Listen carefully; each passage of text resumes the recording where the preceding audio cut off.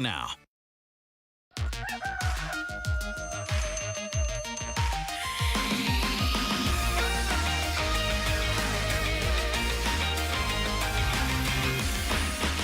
Good morning, I'm Alex King. And I'm Melina Brown. Nathan has the morning off. Here are 3 quick stories to get your day started. Join in on the fun at the Miami Township National Night Out at Austin Landing this Tuesday. It's a free community event packed with tons of activities for the whole family. And there's going to be a live DJ, face painting, inflatables, and a drone demo. Ooh, that's super cool. I love those drone shows. They're the best. I know. I haven't actually seen one in person yet. Oh, so. The first time I saw one was super random. I was just out to eat at a patio, and then all of a sudden there was like these drones. So cool. It was really cool. Yeah. Oh, yeah. Exciting. And the Cincinnati Zoo celebrated Fritz's birthday over the weekend and World Watermelon Day, the perfect birthday treat for the birthday boy. Yes, and they carved 2 in there for him for his 2nd birthday. Oh my goodness. I feel like that looks ginormous, but look at, he has no problem rushing it. Not and then at they all. give one to whoever this is. I don't know if it's Fiona or Somebody else. Phoebe, mom maybe. I don't know, but still very exciting, Yes. very cute. And happy Farmers Market Week. Explore the great Miami Riverway's vibrant farmers markets in Piqua, Franklin, Middletown, and beyond. Discover fresh produce, local crafts, and friendly faces at each stop. I love the farmers market. Oh my gosh, it's same. my favorite. Yes, and I actually need to go grocery shopping still for this week, so maybe I'll head to the farmers market and get some fresh veggies and There you go. produce. Love it.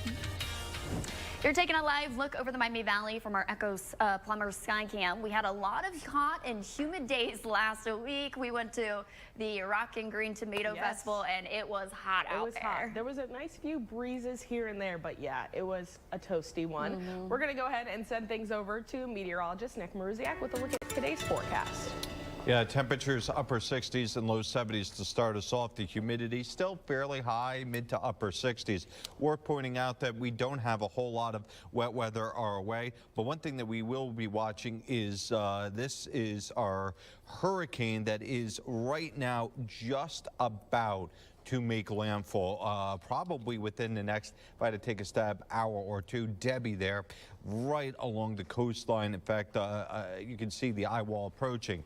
Either way, today we are going to be looking at temperatures in the low 90s, so a continuation of our hot and humid trend. Do think it'll stay mostly sunny, but there could, in theory, be pop-up style thunderstorm. Either way, this is among the warmest days that we've seen, not only for the week, but actually for the next few. We will get a break, though, on Wednesday. Let's check in on the roads this morning, or right for now. Things are moving okay. Not seeing any major types or concerns at this stage, but obviously do have all those road construction areas. We do have one incident that has popped up, Evansdale Ave at Salem.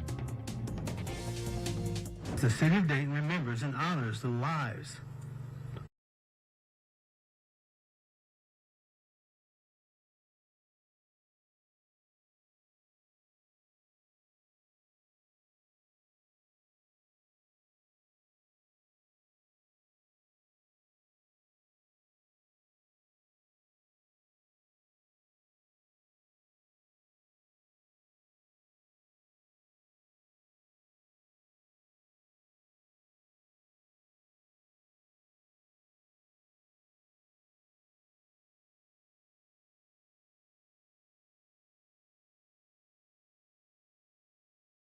To Miami Valley Hospital by Care Flight. Police are still looking for suspects. The search for a missing Columbus man continues in our area. Michael Clausel's family says they last heard from him 3 months ago, and he hasn't been seen since. Clausel's family joined Ohio Lancer Search and Rescue yesterday in Yellow Springs to try and find him. OSHP says they found Clausel's crashed rental car on May 13th, but there was no sign of him. His family tells us they never go more than a week without hearing from him and are growing more worried by the hour. We just need him found. We're just looking for closure. We're not hoping for anything but closure, you know what I'm saying? I don't want what might happen, but, you know, we have to face up to it. We just want closure. Yesterday, Ohio Lanzer sent out K-9 teams to search a 6-mile range in the field where Clausel's car was found. However, Chief John Adams says the area has a number of corn and soybean fields and thick woods, making the search more difficult. Clausel is in his mid-40s. He's about 6'2" and weighs about between 240 and 250 pounds. Anyone with information is asked to call the Yellow Springs Police Department at the number on your screen. The Ohio Coalition of Clubs partnering with Montgomery County Children's Services to help kids in need. They gave out hundreds of backpacks filled with school supplies to give to kids for the upcoming school year. It's a part of their mission to show people they're more than just their bikes. The club says many of the kids come from broken homes or low-income families, so it does mean a lot to them to be able to help them set them up for success. For us, it's really a personal, tangible thing to be able to make a positive impact in a kid's life, to be able to work with them in a time when they're struggling with some issues, and, you know, to go back to school without the supplies that you need or the clothes that you need or that kind of stuff can really already start to drag a kid down before they even walk in the door. This is just one of the many things the club does for kids. They also give out Christmas gifts and do an Easter egg hunt every year. Kids need the right tools during the school day to focus on learning, and you can help set them up for success. Dayton 24/7 Now is partnering with McDonald's and Crayons to Classroom this week for the Back to School Basic Supply Drive. You can help provide school supplies for local students as they head back to school. Just bring your donation of new supplies to any area McDonald's to help kids right here in the Miami Valley all this week. Our latest episode of Missing Nikki McCown will be released at 6 a.m. We're investigating what happened to the 28-year-old more than 2 decades ago. It's been nearly 23 years since now, more than since then. We're investigating what happened to 28-year-old Nikki McCown. The bride-to-be vanished just 3 weeks before her wedding day. Nikki McCown was last seen at a laundromat in Richmond, Indiana on July 22nd, 2001. 5 months later, Nikki's car was found at an apartment complex here in Dayton. But to date, Nikki has never been found. And while police had 3 viable suspects, they still don't know what happened to her. The first 3 episodes are out now. You can scan the QR code on your screen to download or search for Missing Nikki McCown in Apple, Spotify, or whatever podcast platform you use. Make sure you subscribe to the series so you always know when a new episode drops. Our time now is 5:10. Don't forget you can get your headlines scrolling at the bottom of the screen. And your weather on the side of the screen all morning long, even during commercials. The 2024 presidential campaign in full swing and changing by the day. I'm Christine Frizzell with the very latest. Tropical storm Debbie has just been upgraded to a Category 1 hurricane and is headed to Florida this morning. Coming up, how officials in Ohio plan to help.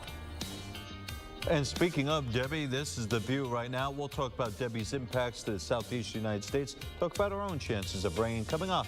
You're watching Your Day. Failing schools, fails students.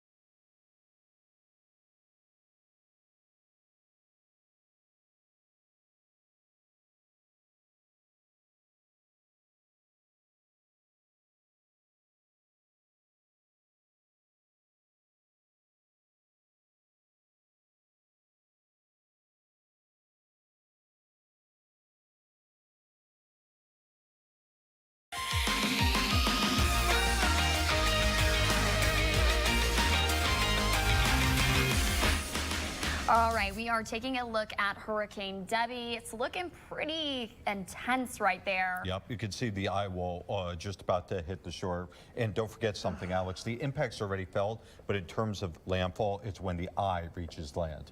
How are they going to be impacted most? Well, I think it's actually going to be mainly the rain that's going to be the biggest problem. And in particular, it's actually going to be South Carolina, North Carolina, because it's going to stall on the coast. A lot similar to what Harvey did, where it's just going to pummel that area. Now, obviously, you're still going to have impacts in Florida, so there's going to be power outages. There's going to be issues along that line. Absolutely. Hopefully, they're prepared for worst case scenario. I'm sure they're kind of used to it at this point, but keeping them in their thoughts. And Ohio Task Force 1, headquartered in Vandalia, is now one of several teams heading south in preparation for Debbie's landfall. A total of 47 team members of the task force are deploying, including 2 handlers and their canines, to help with search and rescue. The team left just last night and is headed to the Atlantic coast. Now, closer to home, we don't have any hurricanes to deal with, but Beaver Creek, we do have very much so a humid start to your morning. Perhaps there's a little bit of patchy fog as well. I did think that it was possible, considering we've got just about the right conditions: clear skies, light winds, ton of humidity. The only thing that we don't really have is temperatures dropping like a rock, although you could argue that they have fallen at least a little bit. For the rest of today, we should be, generally speaking, fairly quiet. The major question mark about today is more or less going to be how warm can we get, and will that cause an isolated or pop-up style thunderstorm? Frankly, with temperatures in the low 90s, it's certainly in the realm of possibilities. Meantime, as we get into overnight, could be just a couple waves of clouds. Realistically, I don't think the main rain threat gets here until tomorrow afternoon and evening. And the models have been trending drier during that time period. Where they perhaps have been a little bit more consistent is overnight Tuesday into Wednesday. That's where showers and thunderstorms are going to be more or less possible. I don't want to put it into the likely category because the dynamics just may not all come together in our area. Either way, get ready for 2 straight days of hot and humid weather ahead of that rain chance. Both today and tomorrow should be somewhere in the low 90s. I do think beyond tomorrow, though, we get a little bit cooler. Is it going to be particularly that cool? Absolutely not, but low 80s, mid 80s. Yeah, it's certainly going to be a little bit more hospitable than 90s. On the roads this morning, here's what we're looking at right for now. Quiet morning commute outside. Things are moving smoothly out on the interstate state roads. We are just hours away from virtual voting coming to a close. Vice President Kamala Harris was the only candidate to qualify, and the Democratic National Committee now says that she has the votes needed to be the party's nominee. Christine Frizzell joins us now with what's next for both candidates. A whirlwind 2 weeks for Vice President Kamala Harris, who has now raked in $310 million, secured enough votes from delegates to become the Democratic Party nominee for president, and closed some gaps in the polls against Donald Trump. A brand new CBS poll showing her tied with Trump in Arizona, Michigan, and Pennsylvania. But warnings about her wins are pouring in. Kamala Harris has only been the nominee for 2 weeks and hasn't answered a single question. Some Democrats cautioning the Harris campaign not to listen to voices on the far left, blaming progressives for pushing what they call failed policies, like too much leniency at the border. These people are not just wrong, they're really walking catastrophes. And the fastest people realize that, the better off they're going to be. And they don't have very much power. I wish she'd tell them all to go themselves. A spike in the unemployment rate last week, renewing concerns about the Biden-Harris administration's economic record, as talk about racial identity dominated the headlines. She was only promoting Indian heritage. I didn't know she was black until a number of years ago when she happened to turn black. Donald Trump's statement at the National Association of Black Journalists widely criticized. It is an insult. It is despicable. Donald Trump wants to divide our country. The vice president wants to unite us and to bring everyone forward. But it also thrust the spotlight back on Donald Trump and brought forth conversations like this with Sinclair's Harrisburg station, WHP. Is Kamala black, yes or no? I'm going to let her speak on that. But to me, no. Oh. Is Kamala black, yes or no?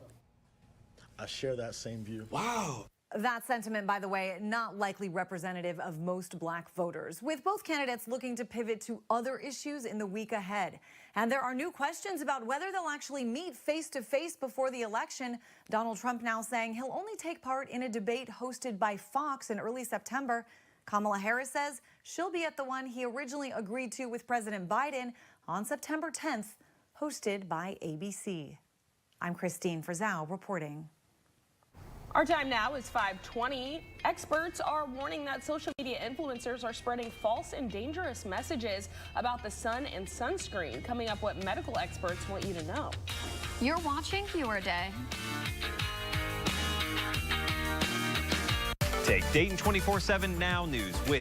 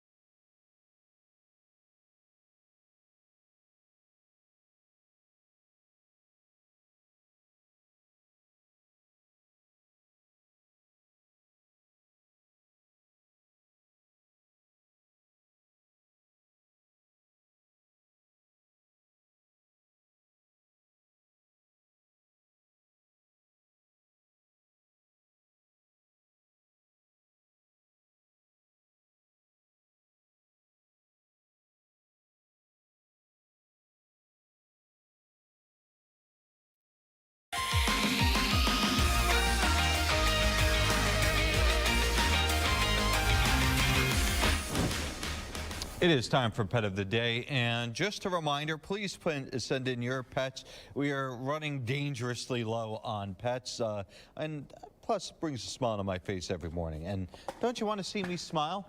As for today, we've got Ziti joining us, and Ziti, a milk snake, and I know a lot of people don't like snakes. Personally, I didn't for a while, up until I started reading about them and started to actually do some research about venomous versus not, and started to learn. And once I did, I was like, all right, they're cool. They do a lot of bugs and also rodent protection. As for today, if you're going to be outside, perhaps maybe you're going to be wanting to go into a pool or something similar, because it is going to be very hot and humid. Look at these temperatures, low 90s. This is probably going to be the ballpark of the hottest day that we've seen this year. Of course, we've had a couple of days where it was, let's say, 93, 94, but today 92 or thereabouts. Again, very much so. Very hot and humid, but today and tomorrow are going to be it, because beyond that it's going to turn cooler. It's not to say we won't have more hot and humid weather. Just over the next week or so, or week or 10 days I should say, it is going to be relatively quiet and also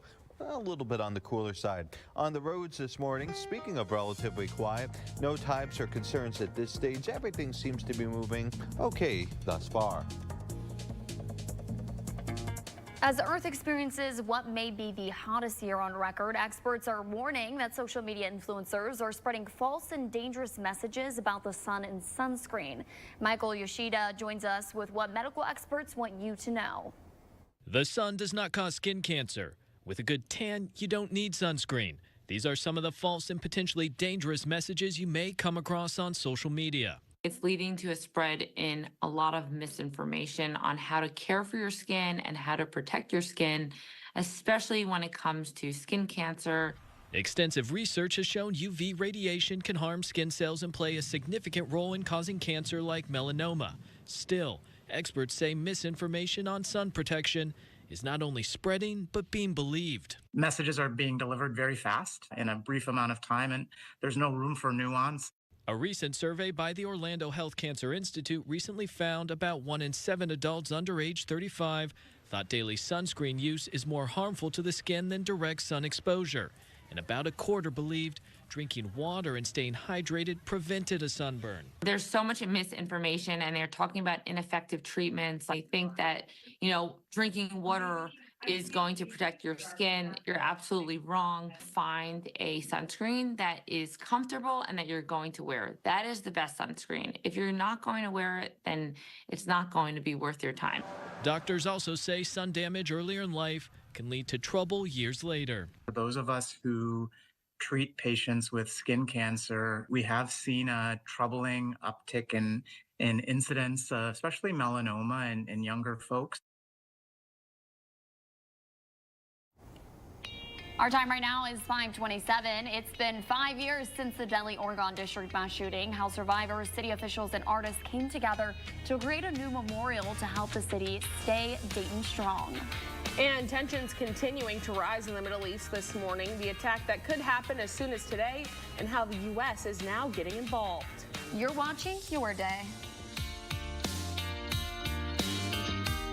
In today's Tech Bites, a new way to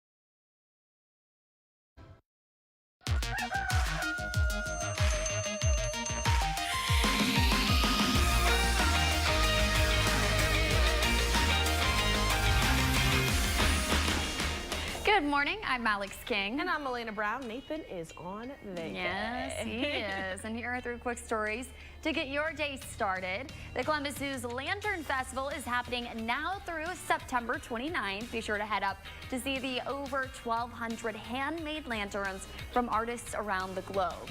Yes, this is These are very gorgeous. cool. We talked about this, I think, last week. The kangaroos. Yes, the kind crocky. This is really cool, actually. This is definitely something I would be like way too excited to go see. No, I think it would be actually so magical to see all the different animals lit up. And apparently they have lanterns just lighting pathways throughout the zoo, so I love it. That was really cool. And we are still far away from the first day of fall. Not really. But some Starbucks locations are already rolling out their pumpkin spice menu. Nicholas, are you excited about this? He's ignoring us. He said silence. As much as I love fall, I actually hate pumpkin spice. Yeah, I used to love it. I think I overindulged, and now it's like it's very meh to me now. But I still, on occasion, like will have a little taste a little for it. sip or two. August is too early though. Yeah, it's a little too early. I'm waiting until September till I indulge. Okay. And Martha Stewart rang in her 83rd birthday with her BFF Snoop Dogg in Paris at the Olympics. Are you kidding me? At the Olympics, just dressage event. The longtime friends wore matching riding helmets, jackets, white pants, and even coordinated sunglasses. Like, I literally love this. They're besties. Besties for life. The fact that she turned 83 is insane, and she still looks amazing. What it would be like to have money. Incredible. They're the cutest duo, though. They really are. You're taking a live look over Dayton this morning, where we're waking up to another warm day. Yeah, and we still have some more hot and humid days ahead. Unfortunately, let's send things over to meteorologist Nick Maruziak with a look at today's forecast. Well, it was no picnic over the weekend. Actually, all 3 of us were out over in the Miamisburg area for the Rock and Greene Tomato Fest on Saturday. I actually was there from 2 to 5, or 2 to 4, I should say, and it was quite hot outside. Now, we're actually starting out warmer than we were this time yesterday. We do have temperatures upper 60s and low 70s. Dayton itself seems to be the warmest spot by at least a handful of degrees, at least compared to everywhere but Sydney. Frankly, this is just one of those mornings where, all right, we're going to have to deal with the heat and humidity, but eventually we're actually going to deal with rain chances. That's later on. Right for now, everything is fairly quiet as you step outside. Today's temperatures will eventually get into the low 90s, so we are keeping an eye on that. In addition, we will see low 90s for tomorrow, so multiple things to take a look at here over the next 48 hours. That includes Hurricane Debbie, which is probably within the next maybe hour or so from making landfall in Florida, so we're also tracking that. Meantime, we're tracking traffic too. But right for now, things are moving smoothly on the interstates and state roads.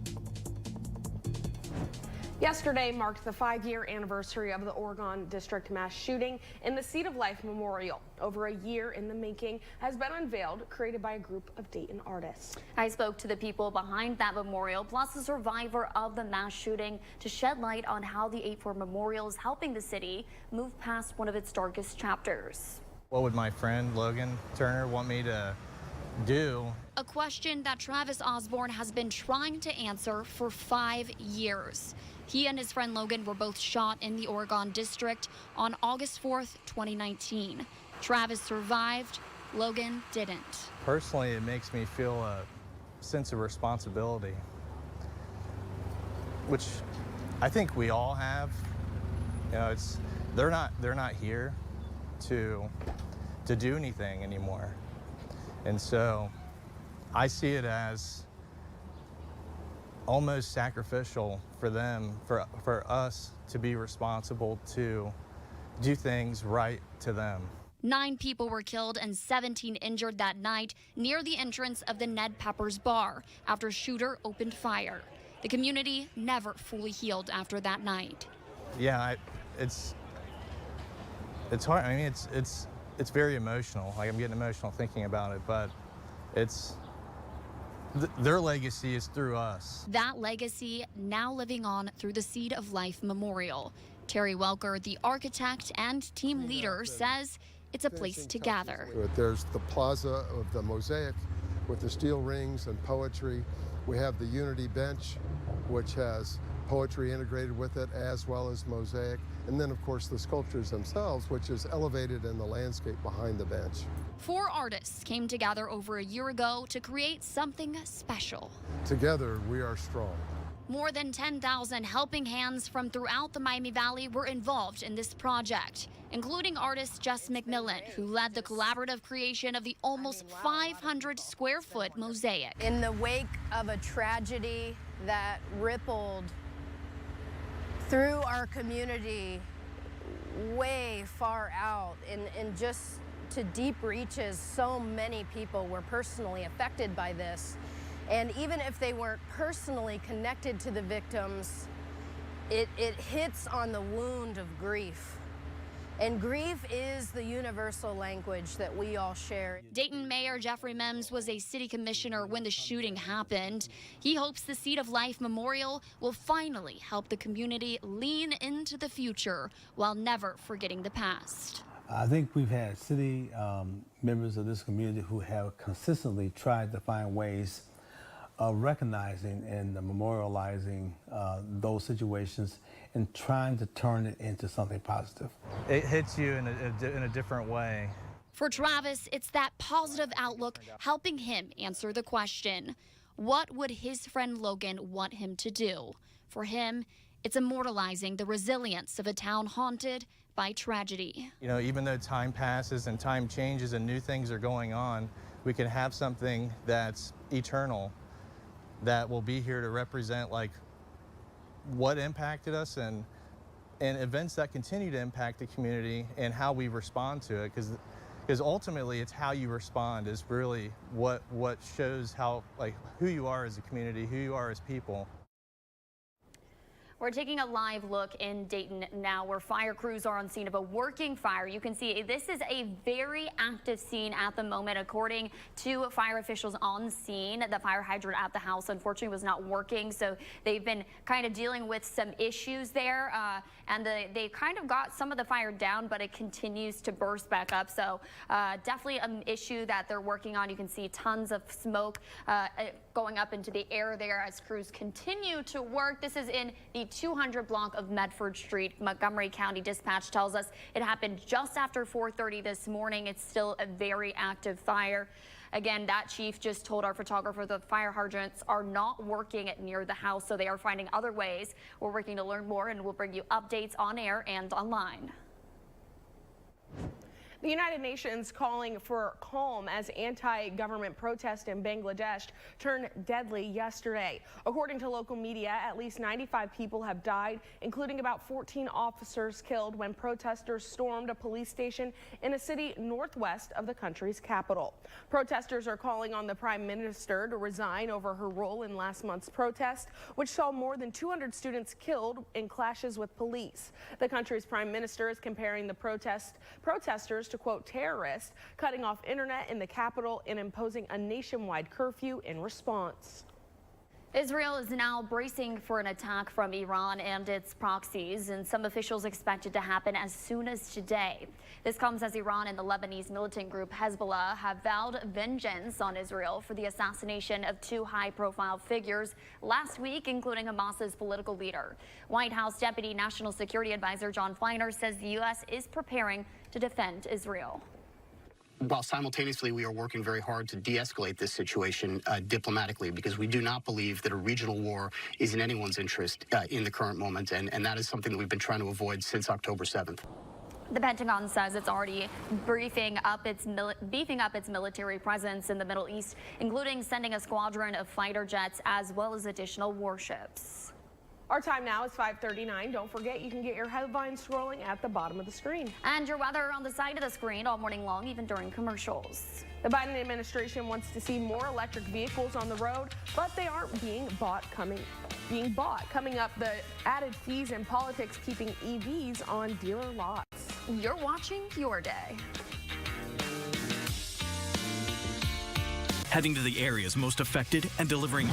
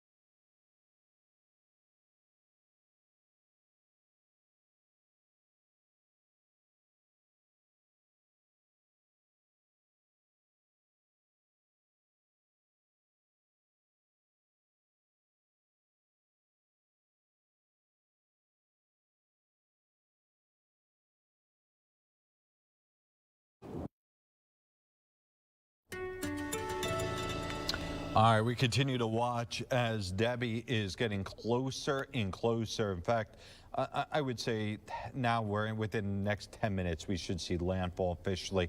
Maybe depending on your definition of the eye, we already have. But either way, this is going to be a problem, not just for Florida, but for a lot of the East Coast. Meanwhile, problems.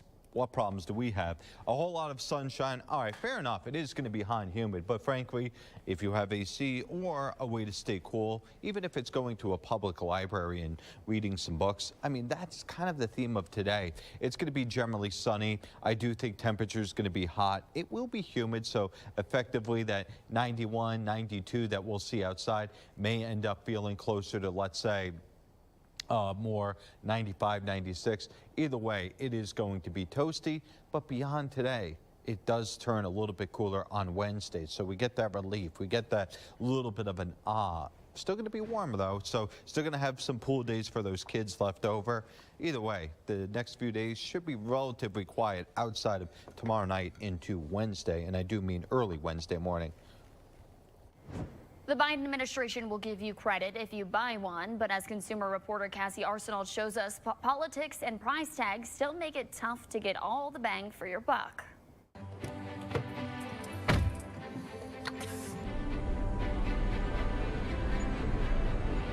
I love driving right past the gas station all the time. It's just one of the many perks for Shannon Flynn. She finally was able to go green with her wheels and snagged a Chevy Bolt. I definitely wouldn't have the car if I didn't have the tax credit. A lot of EVs or hybrids were out of Shannon's budget. After all, the average price for an electric car right now, according to Kelley Blue Book, is over $56,000. And that's where the federal tax credit comes in. It's part of President Biden's push to force automakers to sell more electric cars. And it gives drivers $7,500 up front, lowering your financing as long as you make no more than $150,000 a year. So why isn't everyone running to get an electric car? Well, Mark Fagan, a Harvard lecturer in public policy, explains there's several reasons why less than 8% of cars sold in 2023 were electric. It is a new technology. It's an expensive technology. There are attributes that ain't as attractive. One of those attributes, infrastructure. Charging stations aren't everywhere, giving people range anxiety. Second, states such as Ohio added a $200 fee on top of your registration per year to maintain roads if you have an EV.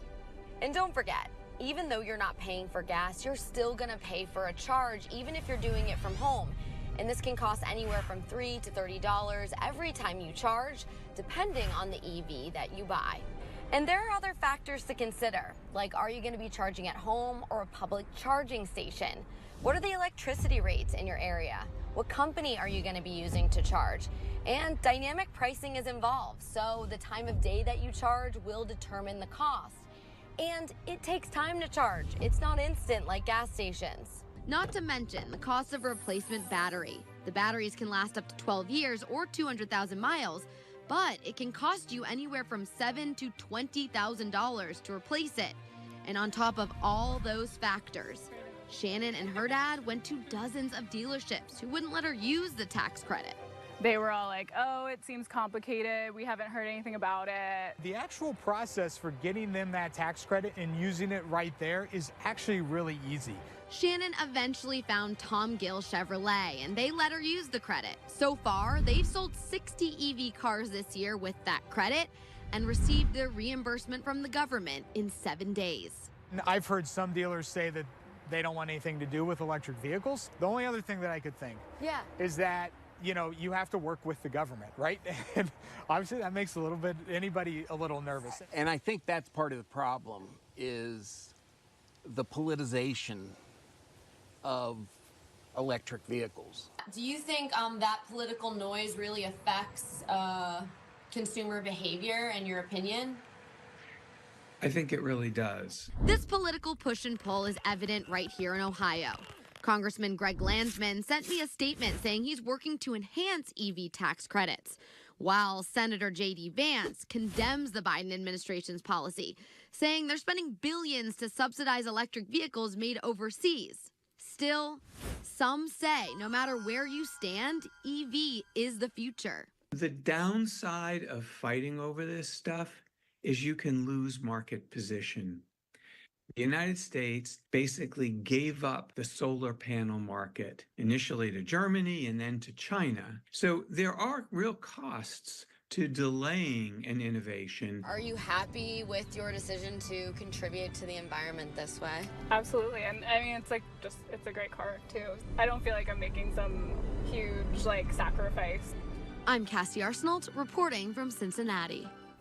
Our time now is 5:48. Summer camps are wrapping up, so this morning we're highlighting an extra special one. What makes Camp Coral so different and how it's helping connect kids who've lost so much.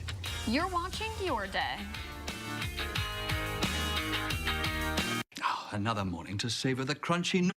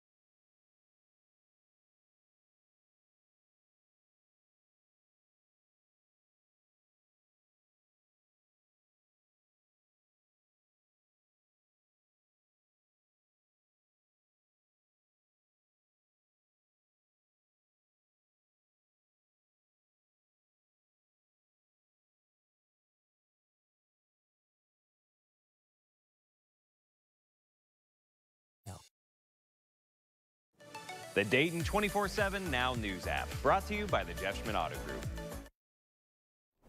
We're just a few weeks away from summer ending and the school year beginning, which means summer camps are wrapping up. Now, one special camp is catering to children of fallen and wounded service members. Camp Corral serves thousands of kids around the country, and it's all completely free. Ivan Rodriguez has more.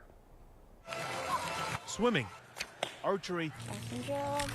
It seems like a typical summer camp. But this camp is anything but typical. Here at Camp Corral, every camper is connected through a similar loss. They are children of wounded and fallen U.S. service members.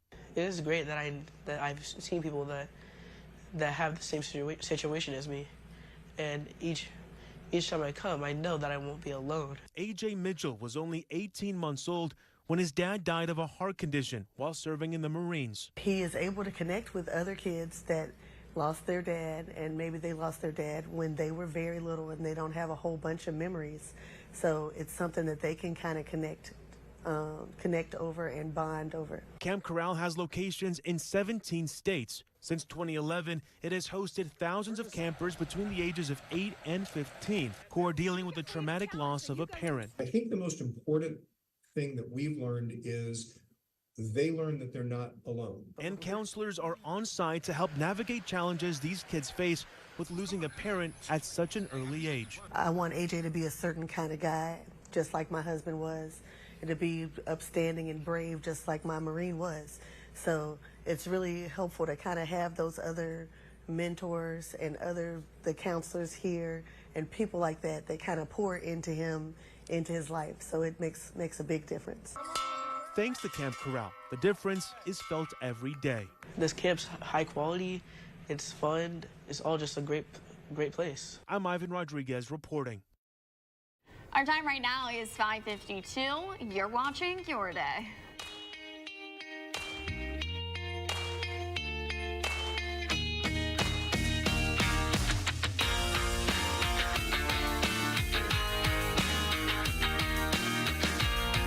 ABC 22, Fox 45 in Cranston.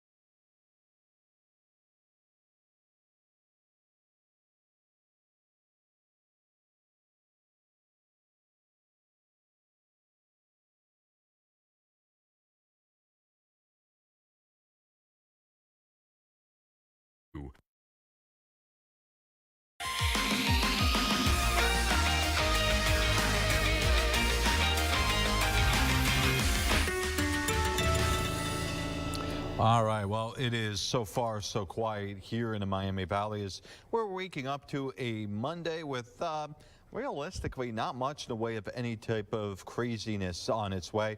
If anything, it's just going to be on the warm and humid side, whether it's over in Beaver Creek, whether it's in Dayton, Miamisburg, Troy, Tip City, up in Mercer County, Darke County. You get the idea. I think basically top to bottom should be somewhere in the low 90s. Yeah, we could easily see a low to mid 90s further south, but that's going to be a rarity. Meanwhile, overnight should be generally clear. Don't really see much in the way of rain early on tomorrow. It may be more towards the afternoon, evening where things get a little bit more active, but realistically, in my mind, the best overall chance is going to be overnight Tuesday into Wednesday. That's also going to cool us off quite drastically, about 10 degrees. Is that the biggest drop we've ever seen? Absolutely not, but it's still a pretty significant one. We'll be low to mid 80s throughout much of the week ahead with a whole lot of sunshine. Meanwhile, if you're traveling right for now, things are fairly quiet out on the interstate state roads. I haven't seen any types or concerns at this stage. Even the secondary roads not seeing any issues. Actress Elizabeth Taylor will narrate her own life story years after her death. Elizabeth Taylor, The Lost Tapes, features 40 hours of previously lost interviews from 1964 when she was being interviewed for a biography. Taylor's estate also provided home movies and photographs for the piece. The actress won 2 Oscars in her career for Best Actress in 1961, for Butterfield 8 in 1967, and for Who's Afraid of Virginia Woolf. We're in the dog days of summer, and today's holiday celebrates those hard at work during the summer months. It's Work Like a Dog Day. And no, we don't mean to actually act like your furry friends. Work like a dog simply means to go the extra mile and work super hard. The quirky holiday is inspired by reputed strong work ethics of canines, especially service dogs. So today, pause and appreciate the hard workers that inspire you. Who sponsored this? What boss inspired this? What boss is like, I got an idea. Here's the deal. You know that calendar day? We're going to make them go extra hard today. Like, come on, give me a break. Like, you know. And you know what else dogs get? A sweet treat. A little special treat. Yeah, where's our treat? I'll just take a pat on the head at this point. Like, even that'll be, like, fine. You know what else dogs get? Naps.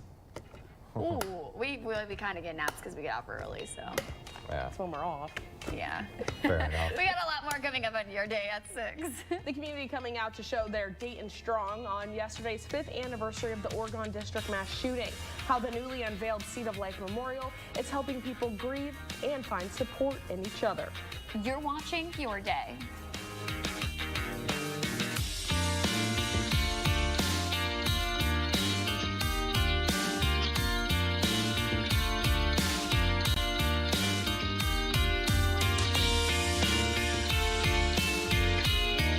Nearly half of all school children will need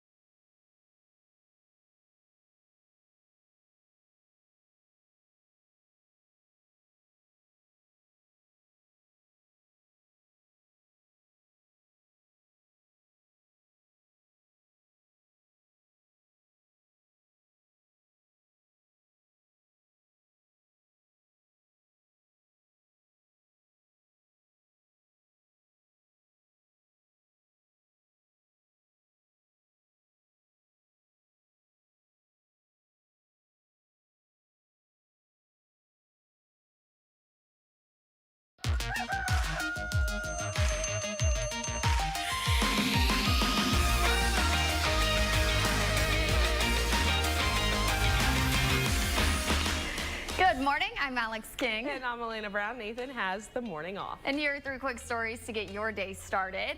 Join in on the fun at the Miami Township National Night Out at Austin Landing this Tuesday. It's a free community event packed with tons of activities for the whole family. There's going to be live DJ, face painting, inflatables, and a drone demo. This is obviously super fun. One thing I just read on here is Solvita will be there as well for blood donations, which we know is super important. Absolutely. So just a whole, event of giving back and also having some fun. Yeah, definitely. And there's also going to be a dog show, so lots to look forward to. Yeah. And the Cincinnati Zoo celebrated Fritz's birthday over the weekend and World Watermelon Day. The perfect birthday treat for the birthday boy. Look at how they just put their heads up on the rock. Like, they're that ready is for it. So cute. That's literally my dog anytime I have food. He just comes and puts his head in my lap. And I have some of your watermelon. Actually, he loves watermelon too, so he is literally a house hippo. But no, this is so cute. I can't believe he's 2 already. I know. He still looks so itty bitty though. Yeah, still a baby. Yeah, he's just a little baby.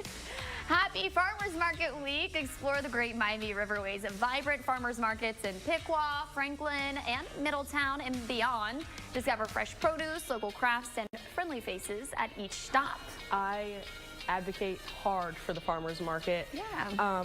One, because support local, and 2, it tastes so different than the grocery store. It's so fresh. Good. Yeah. You can get local honey, which is great for allergies. Yep. I mean, there's so many benefits to shopping local. Yeah. And plus you're supporting local farms, which is always needed. So for sure. Let's take a live look over the Miami Valley thanks to Sky Cams. We had a lot of hot and humid days last week. We did, Alex. It's a little hot and humid in here, too. And unfortunately, there is some, well, unfortunate to some, not all, there's more of those hot and humid days coming this way. Let's send things over to meteorologist Nick Maruziak with a look at the forecast. Yeah, we've got 2 hot ones upcoming here today and tomorrow. Right for now, the dew points are in the upper 60s, which means it's not the worst humidity we've ever seen, but it is certainly on the hot and humid side. Now, once we get into the daytime, I think that we'll see a whole lot of sunshine, so good news there. One thing that we're also tracking in addition to our weather, it's actually Debbie right now as it continues to move into and actually has now made landfall in the Florida Big Bend, so officially has made landfall here, and that's expected to be a major problem for the southeast United States. Meanwhile, for us, it is fairly quiet right now, and we do expect it to be hot and humid. It's also quiet on the roadways. Things are moving smoothly right now. Interstates and state roads all in good order. Haven't seen any types or concerns for the last half hour or so. So good news on that frontier is begin on Monday morning. Now let's take a live look in Dayton, where fire crews are on scene of a working fire. You can see they're working to put out the flames. They've just moments ago, really not even about 30 minutes ago, the flames were still very active. You can see crews working hard. This is in the 200 block of Medford Street. Montgomery County Dispatch tells us it happened just after 4:30 this morning. And the chief actually just told our photographer, Les, who's out there with this shot, that the fire hydrants are not working near the house. So they had to find other ways to get water to the fire. We're working to learn more about this, and we'll bring you updates on air and online. Of course, we will continue to bring you updates on air and online at Dayton247now.com as well. The city of Dayton remembers and honors the lives of Lois Oglesby, Sadine Select, Derek Fudge, Nicholas Klumer, Logan Turner, Thomas McNichols,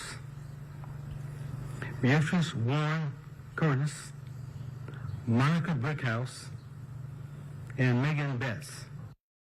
The city of Dayton is reflecting over those 9 names. It was 5 years ago yesterday when a gunman opened fire in the Oregon district, killing 9 people and injuring dozens more. In honor of the victims, the city of Dayton unveiled the 8-4 Seat of Life Memorial, dedicating it to the victims. Kasha Hancock brings us a look at the emotional ceremony.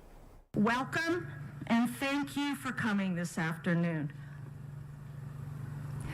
Especially the families who lost loved ones. An emotional, tearful ceremony marking 5 years since 9 people were killed and dozens of others were hurt after a gunman opened fire in the Oregon district. That was probably the worst night of my life. Lysandra James lost her daughter Lois Oglesby that tragic night in 2019. I kind of shut myself off to the news and just kind of, was involved in my family and our hurt. Lois was with her friend Brittany Hollingsworth when the shots rang out. That memory still haunting Brittany today.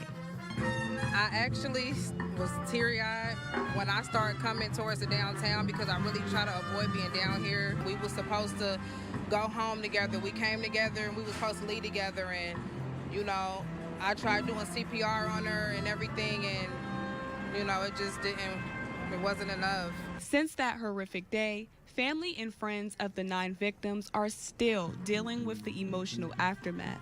But they tell me with the community support, it's been a little easier to keep going. It's just another step in the healing process.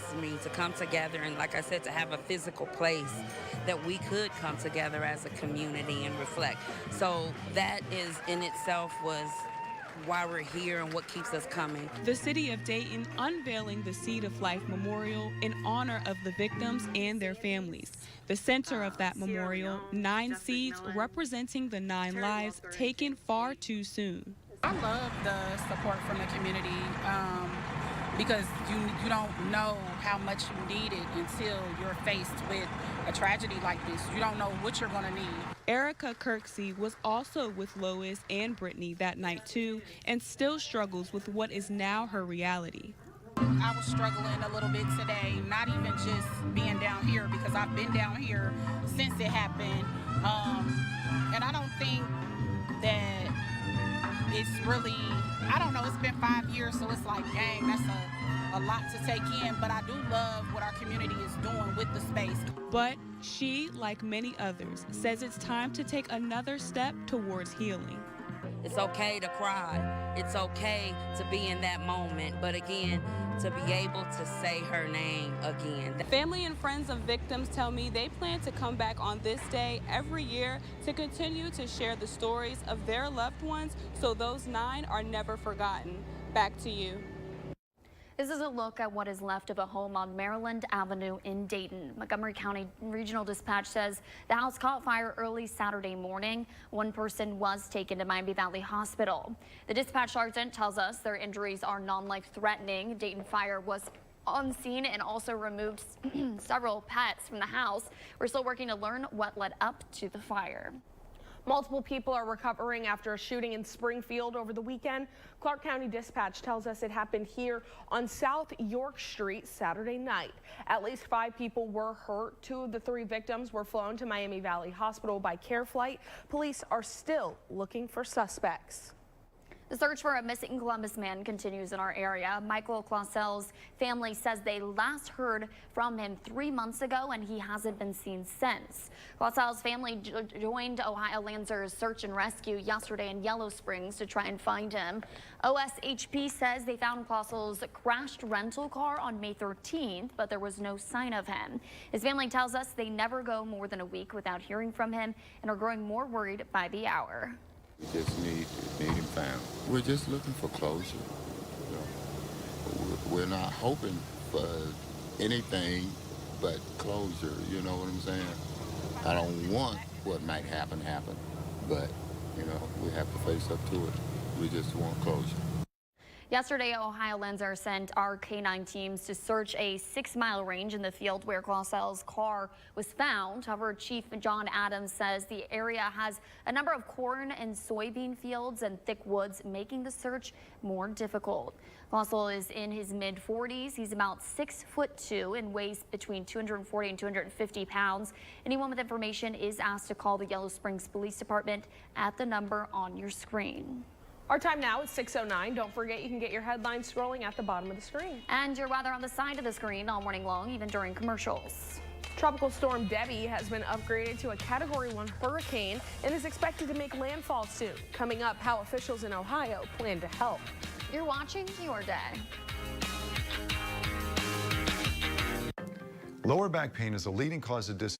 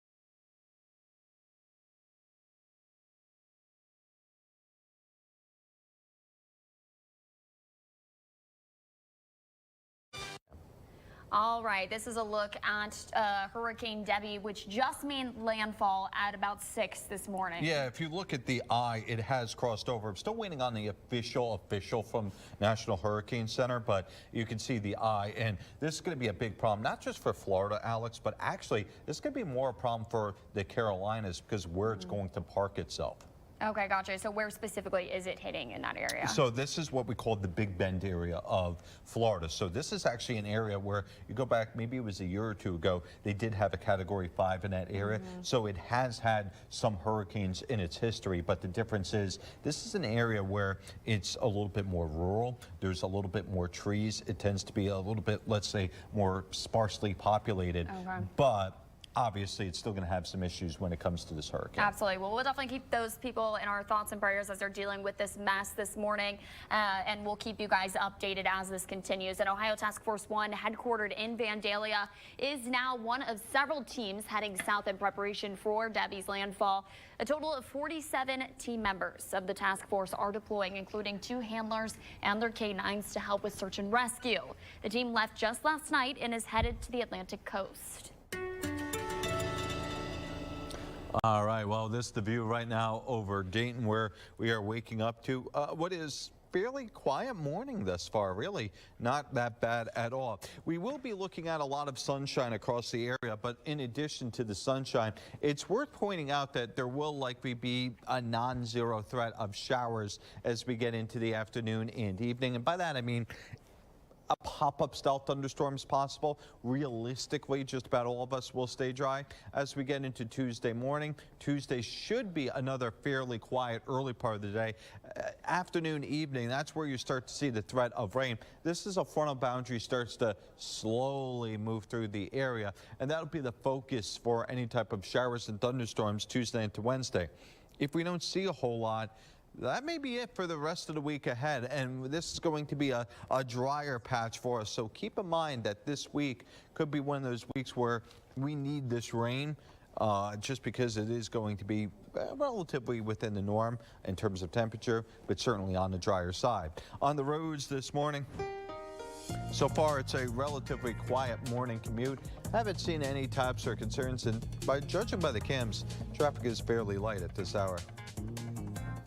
Our time now is 6:15. You're watching Your Day. Take Dayton 24/7 Now News with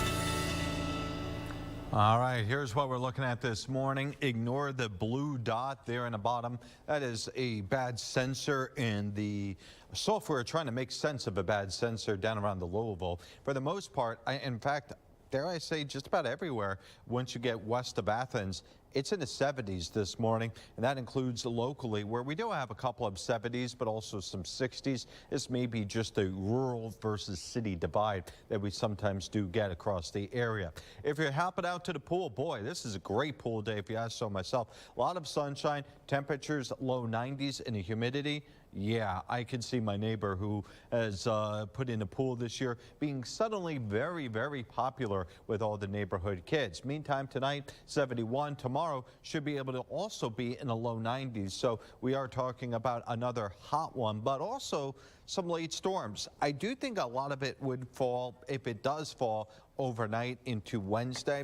From that point on, it's really going to be dry and cool. I'm going to be struggling for things to talk about during the Wednesday through Sunday time period. Why?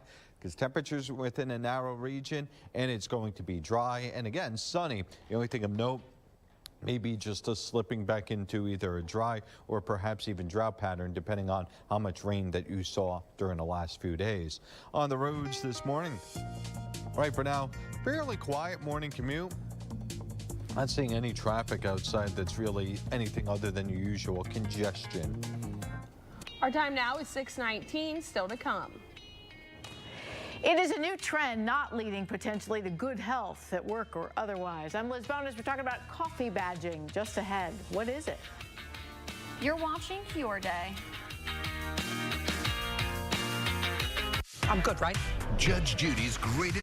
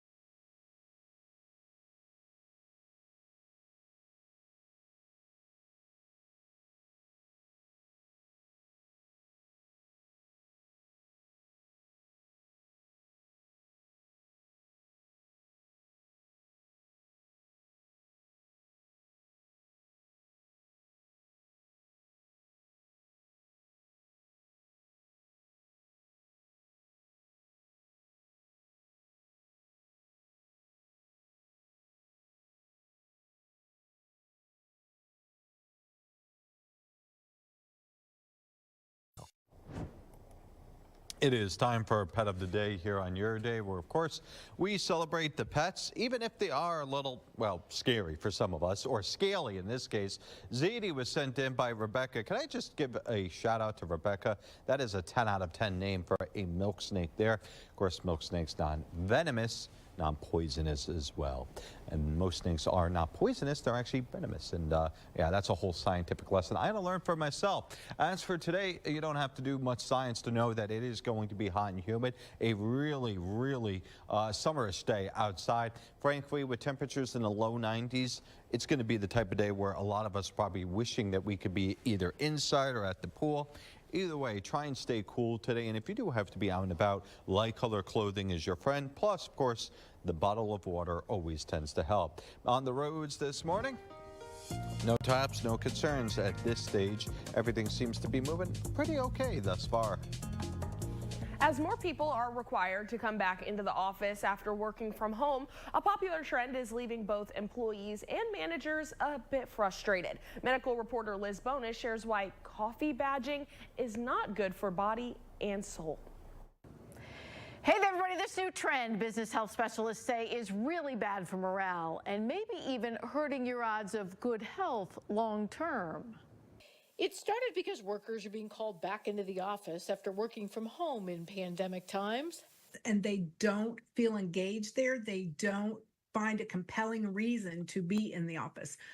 So they show up. Business professor Beth Gifford of Ohio Cedarville University says just long enough to coffee badge.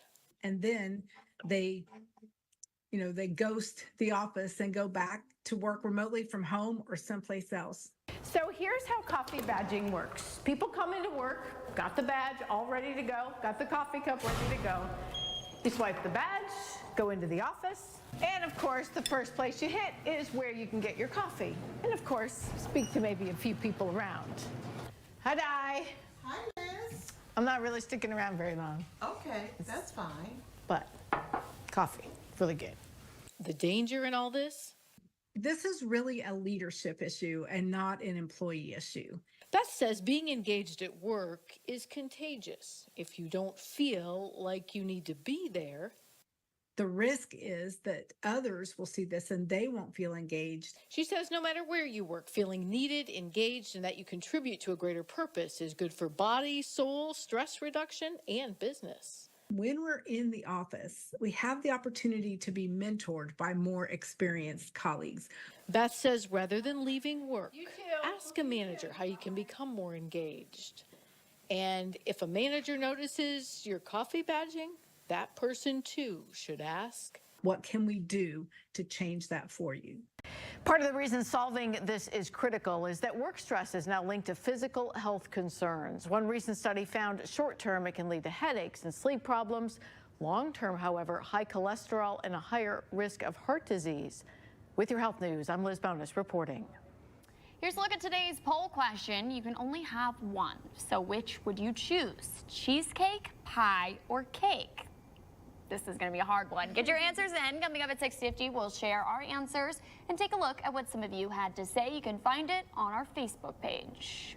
Kids in need the right tools during the school day to focus on learning, and you can help set them up for success. Dayton 24/7 Now is partnering with McDonald's and Crayons to Classrooms this week for the Back to School Basic Supply Drive. You can help provide school supplies for local students as they head back to school. Just bring your donation of new supplies to any area McDonald's to help kids right here in the Miami Valley all week.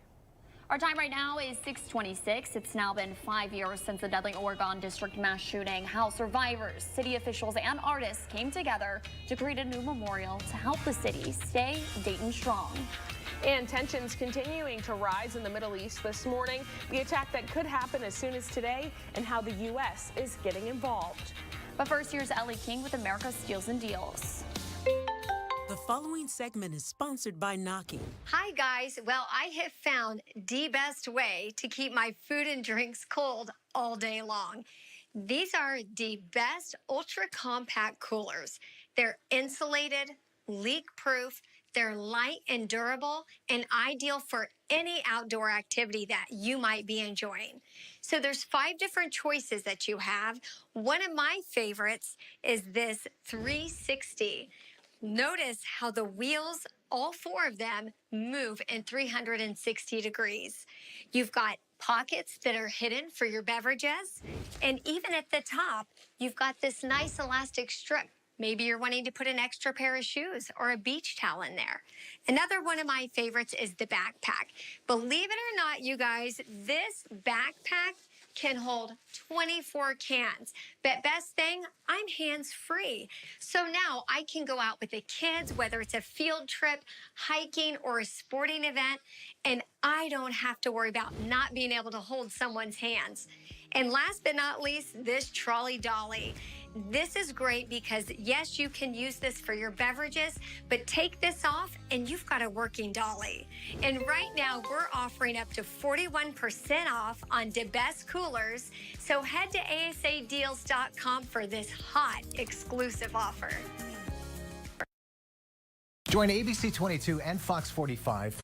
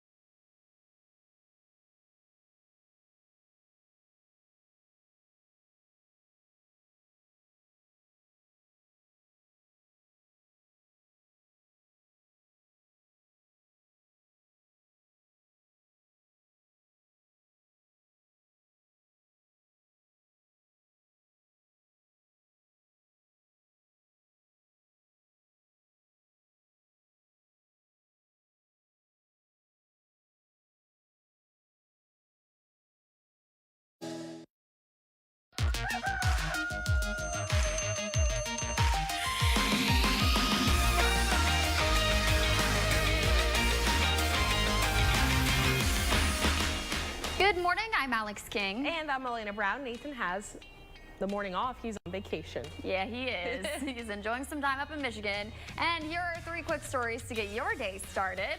The Columbus Zoo's Lantern Festival is happening now through September 29th. So if you're home and not on vacation, be sure to head out to see the over 1,200 handmade lanterns from artists around the globe.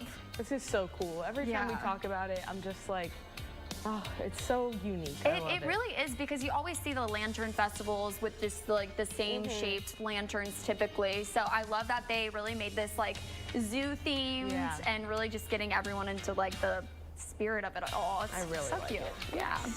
And we are still far away from the first day of fall, but some Starbucks locations are already rolling out their pumpkin spice menu. It's just a little too early. It is. It's way too early. Give it maybe like 2 more weeks. And can we like Or come a up month. with, can we do something new fall? Like, does it have to be pumpkin spice every year? Like, could we do like a cinnamon something? Or Yeah, they do, I feel like, do a cinnamon something like in November, but... Yeah, but I'm just over the pumpkin spice. I know. I would like some more options for fall. You could think of something, come on. And Martha Stewart rang in her 83rd birthday with her BFF Snoop Dogg in Paris at the Olympics dressage event. I wish I was their best friends. The longtime friends wore matching riding helmets, jackets, white pants, and even coordinated sunglasses. I'm like just the missing piece between these two. Yep, you're so right. Get Alex in there. They're literally such a little iconic duo. They are. The duo we never expected to come Snoop together. Dogg has been like all over Olympics coverage. He's living his best life right now. Is, for sure. Good for him. He deserves it. You're taking a live look over at Dayton this morning, where we're waking up to another warm day. The sun is coming up. It's looking a little hazy out there. But yeah, it's looking like it's going to be sticky outside, aka humid, aka not for me. Let's go ahead and send things over to meteorologist Nick Maruziak with a look at today's forecast. I enjoy that. Not for me. Yeah, I feel you on that frontier. A little bit warmer if you're going to choose a difference from this time 24 hours ago. Realistically, we are talking about temperatures 70s and 60s. We've seen worse. We've seen a lot better. Dew points, I'd argue it's the same thing. Just a touch of haze. I believe it was Melena mentioned that, but right now it's not that bad. It's not affecting anything. We will continue to see things warming up today, aiming for the low 90s. So with the humidity factored in, it may not feel like the triple digits quite that warm, but it's definitely going to feel very hot and humid. Later on tomorrow, we do have a shot at some storms, but I think that a lot of us may not see as much as maybe we're hoping for, considering the rest of this week is actually much drier. On the plus side, it's actually cooler as well. We'll talk about that coming up in just a bit. First, let's get you out the door and on the roads this morning. It has been a relatively quiet morning commute thus far. Not seeing any tie-ups or concerns. Just a reminder, we do have a couple of road projects upcoming here in the next few days, and that does include 725 area, also over towards 35, a couple of the exits there. So we'll try and get some more details on them and give them to you next traffic update. Yesterday marked the 5-year anniversary of the Oregon District mass shooting, and the Seed of Life Memorial, over a year in the making, has been unveiled, created by a group of Dayton artists. I spoke to the people behind that memorial, plus a survivor of the mass shooting, to shed light on how the 8-4 memorial is helping the city move past one of its darkest chapters. What would my friend Logan Turner want me to do? A question that Travis Osborne has been trying to answer for 5 years. He and his friend Logan were both shot in the Oregon District on August 4th, 2019. Travis survived, Logan didn't. Personally, it makes me feel a sense of responsibility, which I think we all have. You know, they're not here to do anything anymore. And so I see it as almost sacrificial for them, for us to be responsible to do things right to them. 9 people were killed and 17 injured that night near the entrance of the Ned Pepper's bar after a shooter opened fire. The community never fully healed after that night. Yeah, it's hard. I mean, it's very emotional. Like, I'm getting emotional thinking about it, but their legacy is through us. That legacy now living on through the Seed of Life Memorial. Terry Welker, the architect and team leader, says it's a place to gather. There's the plaza of the mosaic with the steel rings and poetry. We have the Unity bench, which has poetry integrated with it, as well as mosaic. And then, of course, the sculptures themselves, which is elevated in the landscape behind the bench.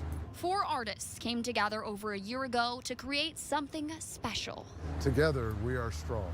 More than 10,000 helping hands from throughout the Miami Valley were involved in this project, including artist Jess McMillan, who led the collaborative creation of the almost 500-square-foot mosaic. In the wake of a tragedy that rippled through our community way far out, and just to deep reaches. So many people were personally affected by this.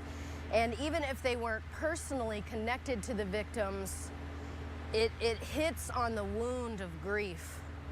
And grief is the universal language that we all share. Dayton Mayor Jeffrey Mims was a city commissioner when the shooting happened. He hopes the Seed of Life Memorial will finally help the community lean into the future while never forgetting the past. I think we've had city members of this community who have consistently tried to find ways of recognizing and memorializing those situations and trying to turn it into something positive. It hits you in a different way. For Travis, it's that positive outlook helping him answer the question, what would his friend Logan want him to do?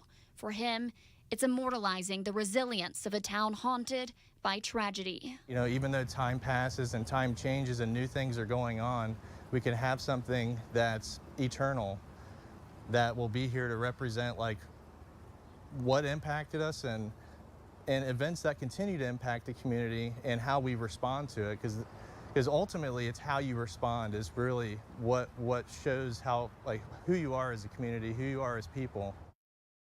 Now we're taking a live look in Dayton where fire crews are on scene of a working fire. You can see that they have it close to out. It looks like there's still some smoke in the area, still some coming from that structure, but you can see that that structure is, there's no saving it. It is completely damaged, destroyed.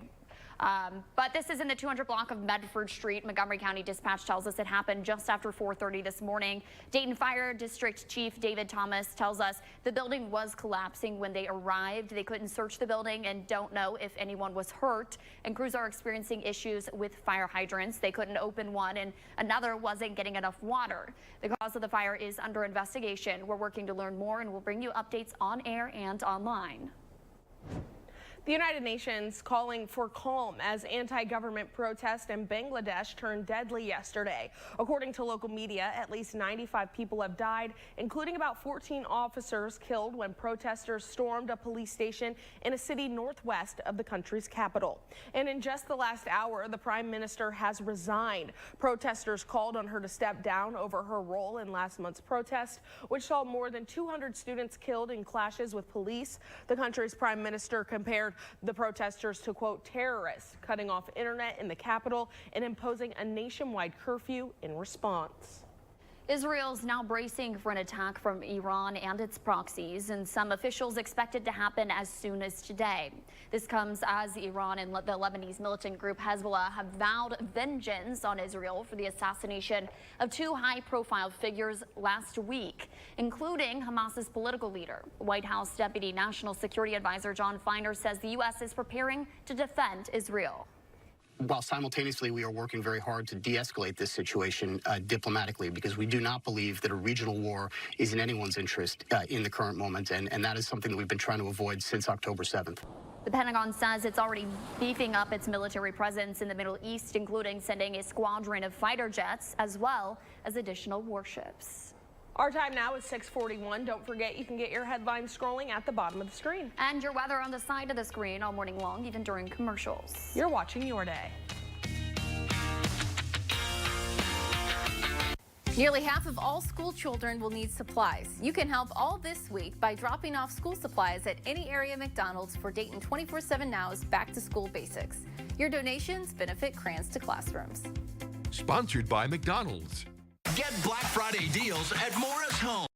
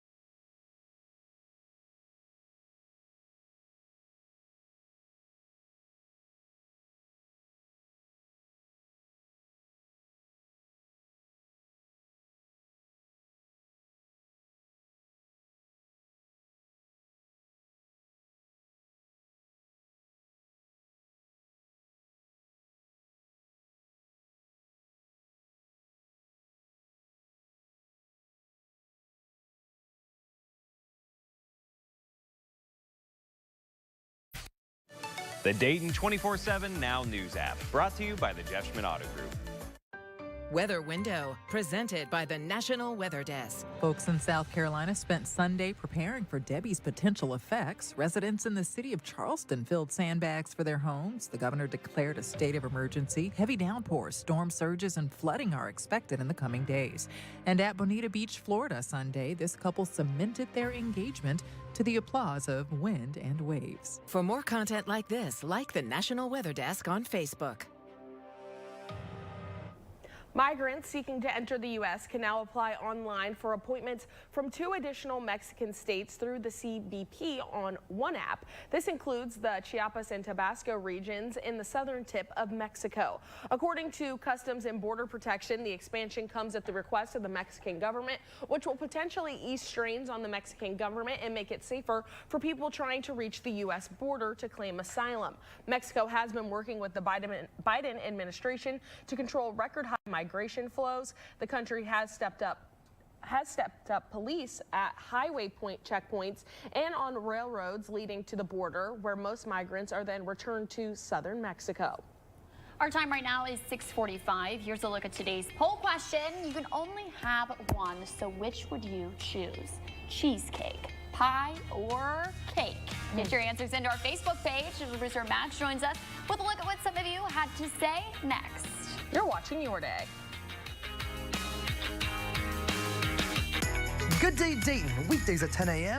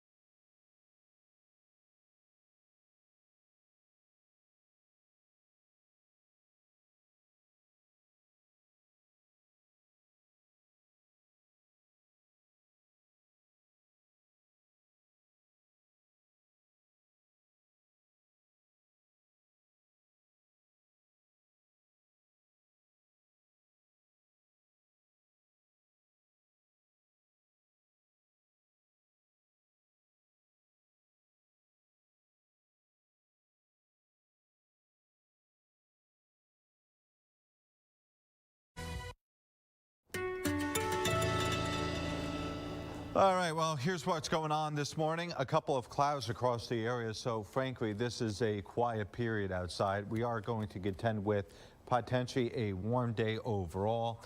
I think it's going to be, dare I say, hot and humid. I mean, low 90s isn't record-breaking, and for this time of year, it's only a few degrees above average. The difference is, of course, when you tack on the humidity, it's going to feel about 10 degrees above the average. As for today, it's going to be quiet. This particular model, for whatever reason, wants to show a wave. I've not seen anything that would suggest that. Perhaps maybe it's just trying to get the idea of a pop-up thunderstorm. As for tomorrow, I do think we'll see a wave drop in. The overall conditions may not be perfectly conducive for rain, but I wouldn't rule out showers or thunderstorms during the daytime. The better chance may be overnight Tuesday into Wednesday. This is that boundary actually moves its way through. The rest of the forecast about as quiet as you can get, with temperatures at or just slightly below average. On the roads this morning, quiet morning commute thus far. No types or concerns at this stage. Everything seems to be moving pretty A-okay. All right, digital producer Max is here with today's poll question, and there's something sweet there behind you. Oh yeah, if you had to choose cheesecake, pie, or cake, which would you choose? I normally don't go for any three of these, so you could take them away and I wouldn't be too affected. But if I could pick one, I'd probably just go with cheesecake because I do like the graham cracker crust. I'm same with her. We're both ice cream girls. We've talked about this, so I could honestly go without any of them, but I'm gonna go cheesecake as well because it's just so special. Yeah. Cheesecake, always and forever, but I do have a soft side for, like, you know, a good pie or a cake. I do love pie. My mother's always made, it's a pie filled with raw cookie dough. Incredible. Ooh. Right. But I like cake. I like a cake with plenty of frosting. Yes. There we go. Just a plain cake with the best frosting. This is a good one. This was kind of hard for me. So, all right, our time right now is 6:52. You're watching Your Day.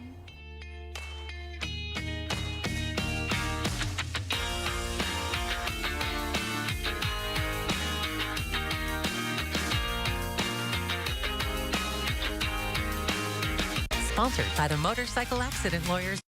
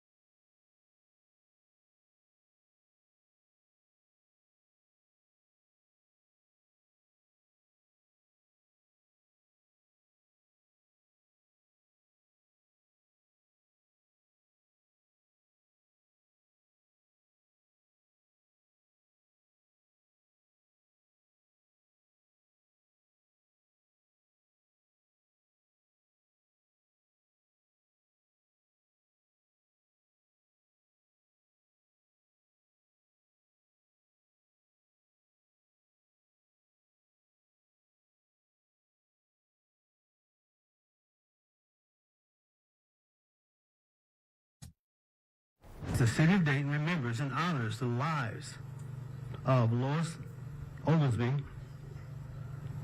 Sadine Select, Derek Fudge, Nicholas Klumer, Logan Turner, Thomas McNichols, Beatrice Warren Curtis, Monica Brickhouse, and Megan Betts.